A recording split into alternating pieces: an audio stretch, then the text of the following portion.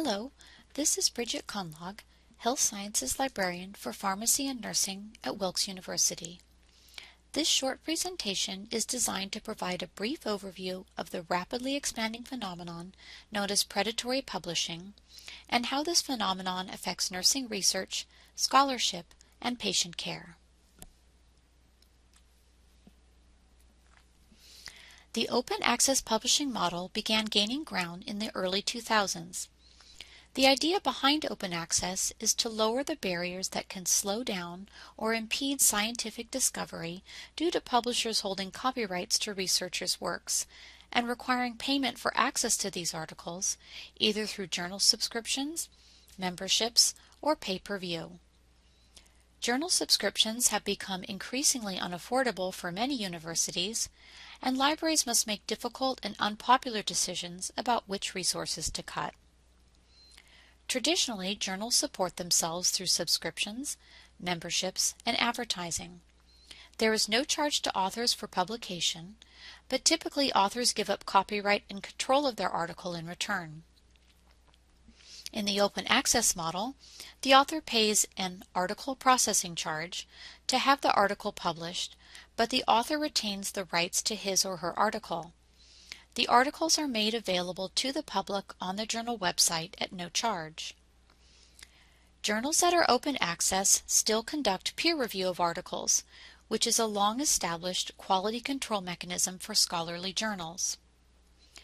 Also bolstering the open access movement is the 2008 National Institutes of Health Public Access Policy that requires all investigators funded by the NIH submit to PubMed Central a copy of their manuscript that has arisen from direct funding from the NIH.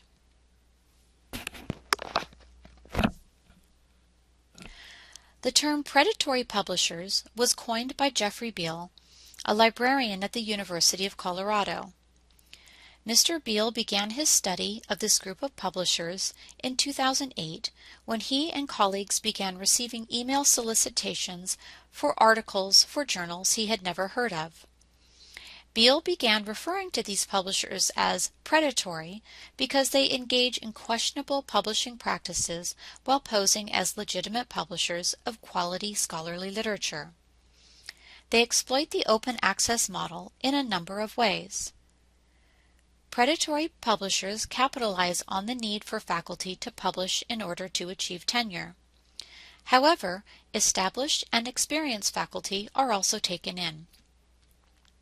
For example, frustrated by multiple rejections, untenured or uninformed faculty may turn to little-known publishers who promise quick turnaround while claiming to do peer review. Tenured or not, faculty are often required to obtain grant funding, present at professional conferences, and are pressured to publish in order to increase institutional prestige, obtain merit pay, and to receive funding. Predatory publishers offer a rapid way to bolster a CV. They are also notorious for their fraudulent conferences. Predatory publishers take advantage of the author pays to publish model via the article processing charges that provide financial support for an open access journal. Authors pay fees for publication, and the predatory publisher simply pockets the profits. All it takes to start up one of these companies is the ability to set up and run a website. The expense is minimal. At legitimate open access journals, fees go to editorial support, peer review, and hosting and archiving articles. Predatory publishers claim to conduct peer review on all submissions, but this claim is questionable. Lacking peer review and editorial oversight, the scholarly literature is now flooded with articles from these journals that may be very low in quality or contain outright false information. You can see from the numbers on this slide that predatory publishing increased dramatically between 2010 and 2014. Predatory publishers are active in many academic disciplines, but their focus on the biomedical sciences is particularly strong because there is funding for this type of research through grants and university monies, and because the need to actively publish in these disciplines is intense.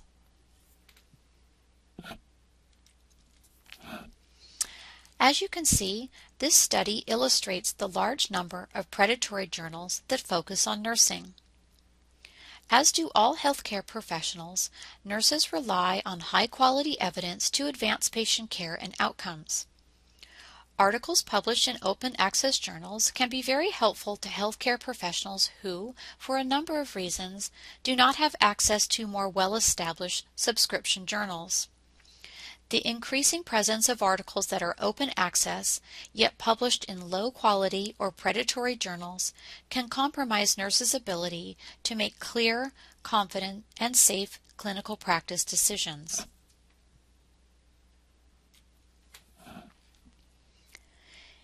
In addition to the possible negative impact on patient care, other ways that predatory publishing can affect nursing is as follows.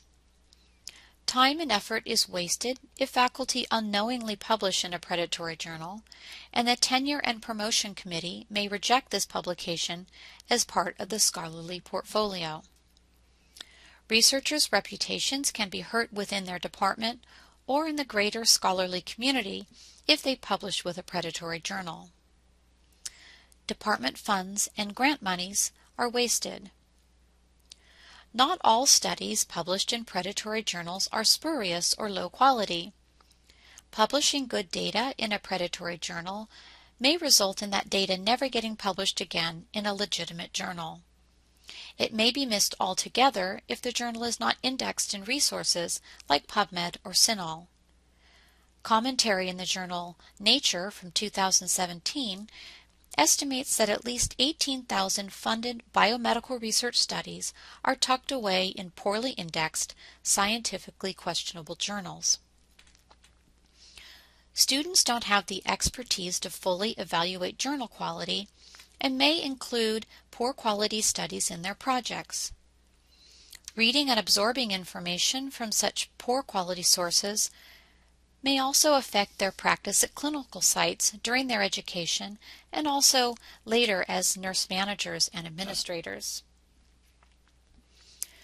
Because of predatory publishing, articles included in the literature review for a paper should now undergo greater scrutiny to ensure the cited articles are of high quality and from reputable publishers. This takes time, knowledge, and energy. Keep in mind that easy-to-use search engines like Google Scholar collect citations from all across the web without a vetting process, so extra caution must be exercised when using this resource to find supporting articles. Unfortunately, we are now seeing citations for articles from predatory or questionable journals in refereed indexes, so caution is advised whatever index is being used for research. Researchers using articles from questionable journals in their literature reviews and in their clinical decision-making inadvertently promote weak, false, and possibly harmful information. The more highly cited an article, the more value placed on it in the scholarly community, along with greater acceptance of its validity and veracity.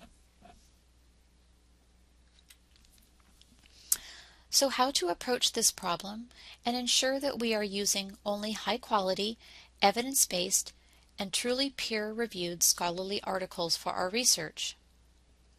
There are lists of indicators for journal quality. One such list is on the graduate and undergraduate nursing research guides under the Tutorials tab. Use this list to help you determine whether a publisher may be predatory or engaging in some questionable practices. Librarians study this phenomenon closely and are a good resource to help guide you with your appraisal of publishers. Newer nurses might want to work only from journals that are well known within the profession. Faculty can provide guidance to nursing students. The International Association of Nursing Editors makes available on their website a list of journals that are evaluated by nurses and which adhere to certain criteria. Experienced nurses should take time to carefully evaluate articles, even if they have found them in a vetted index. And finally, we can make sure that members of our research and clinical teams and other colleagues understand open access, predatory publishers, and the impact on patient care. This concludes the presentation.